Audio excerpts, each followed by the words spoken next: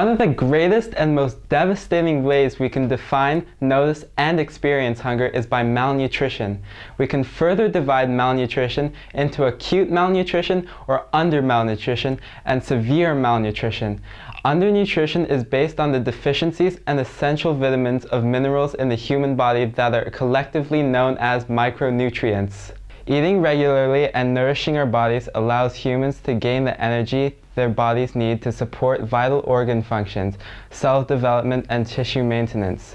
Acute malnutrition occurs when the body doesn't receive this nourishment and exhausts its reserved energy.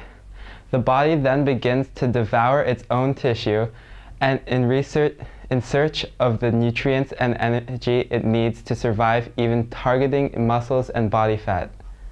This causes the body's metabolism to slow, thermal regulation is disrupted, kidney function is damaged, and the capacity of the immune system is diminished.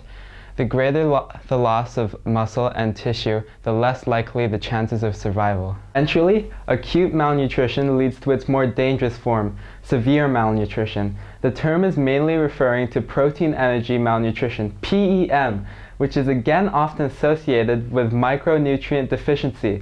Two forms of protein energy malnutrition are kwashiorkor and marasmus.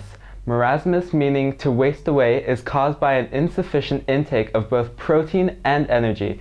It is characterized by a significant loss of weight and muscle tissue.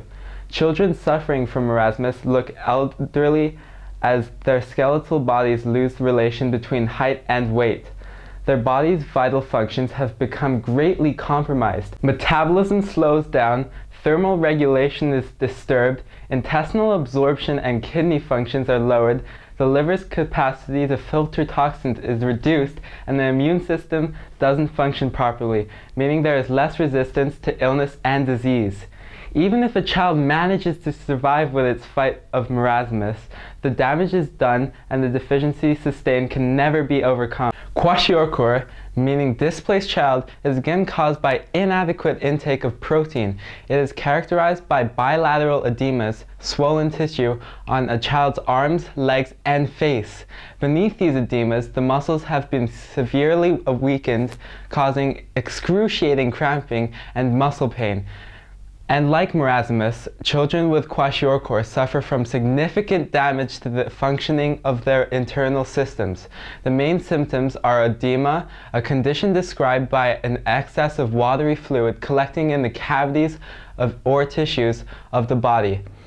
Liver enlargement, hypoalbuminemia, a medical condition where levels of albumin, major protein in the body's blood serum, are abnormally low, and steatosis, infiltration of liver cells with fat. Most of the world's hungry live in developing countries. According to the latest Food and Agriculture Organization (FAO) statistics, there are 925 million hungry people in the world, and 98% of them are in developing countries.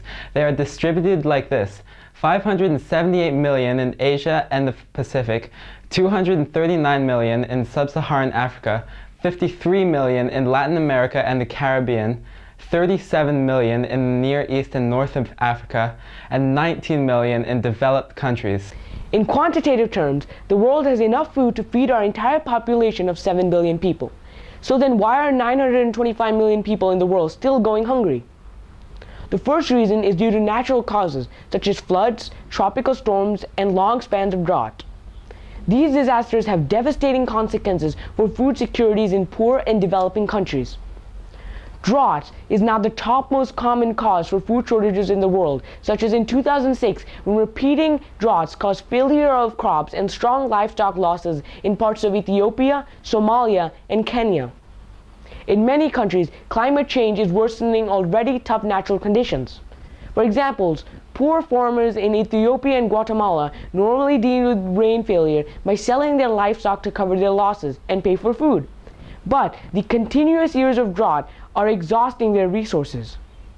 Since 1992, the proportions of short and long-term food crises due to human causes has doubled from 15% to more than 35%.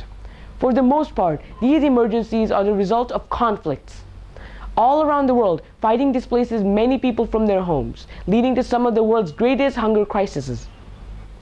Since 2004, conflict in the region of Darfur, Sudan, has uprooted more than 1 million people and created a major food disaster in an area that generally enjoys good food and good weather.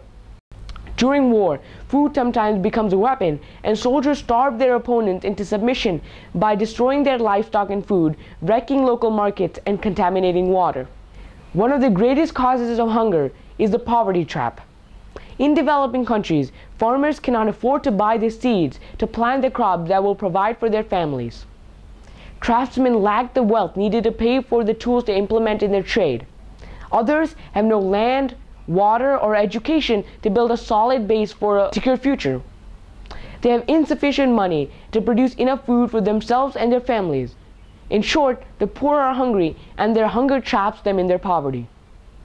Another cause for hunger is infrastructure, as many developing countries lack key agricultural infrastructure, such as enough roads, warehouses, and irrigation, which leads to limiting agricultural gains and access to food.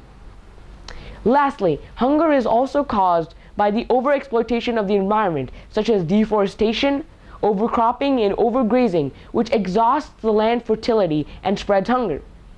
The world's fertile farmland is increasingly under threat from erosion, salination, and desertification. Now that we have explored hunger and malnutrition a little further, the question comes to our responsibility in this situation. Hunger is a grave threat to the world, as it has the capability to destroy the entire life of a person. However, we can prevent this. The first step we can take is donating any amount of money to non-profit organizations such as Action Against Hunger, the World Food Program, and countless others that provide great support to many malnourished people around the world and have reputations for saving lives and rebuilding communities. Secondly, governments should have greater responsibility and focus towards feeding their entire population in their country. They should look more closely at the devastating impacts of war in terms of food and hunger, and they should make sure that food is distributed properly in their country and that everybody receives some. There are many more things that can be done, and for more information, be sure to visit the links below.